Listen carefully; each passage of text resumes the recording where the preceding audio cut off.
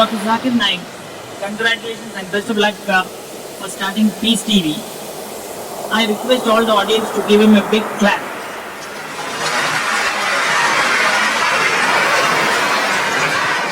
My question is, why is it imperative to circumcise in Islam?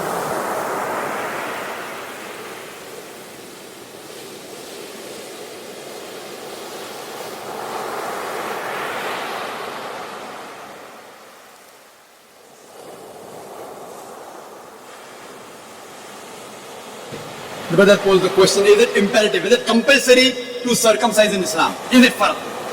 Whether it's not farm in Islam, it is a sunnah. It's sunnah-e-muqadddah, highly recommended sunnah. It is mustahab. It is mustahab in Islam to circumcise. It's not a farm. But there are various reasons for that. I, being a medical doctor, we can give a talk only on why circumcision should be done, but it's a question and answer time. I'll just give you a few points. Today, science tells us that if a man is circumcised, he has less chances of having carcinoma of the penis, of having cancer of the penis. Less chances, negligible chances. If you're not circumcised, there are chances. There are various diseases which can be prevented if a man is circumcised. In circumcision, we cut the prepuce, the foreskin of the organ, of the penis. And here, we realize that when a normal person goes for the call of nature, then he, after urinates, there are droplets of the urine remaining in the prepuce, in the foreskin. This causes various diseases. It can cause itching, it can cause inflammation of the skin, it can cause prepucitis, many things. So all these diseases are prevented if you are circumcised. And beyond that, when we go for the call of nature, we even put water, which prevents it further.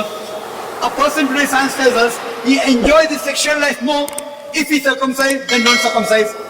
Furthermore, the chances of various other irritation of the skin is not there if you are circumcised. Today, latest research tells us that a man who is circumcised has less chance of having AIDS. The virus of AIDS can spread faster if you are not circumcised. There are various lists of diseases which are prevented. That's the reason today in America, more than 50% of the boys, after they are born, they are circumcised. They are Muslim. Even the Christians in America, the doctor asks the parents, do you want your son to be circumcised? And more than 50% of them are circumcised, not because Islam says that, because they know it is a benefit for the son. Hope that answers the question.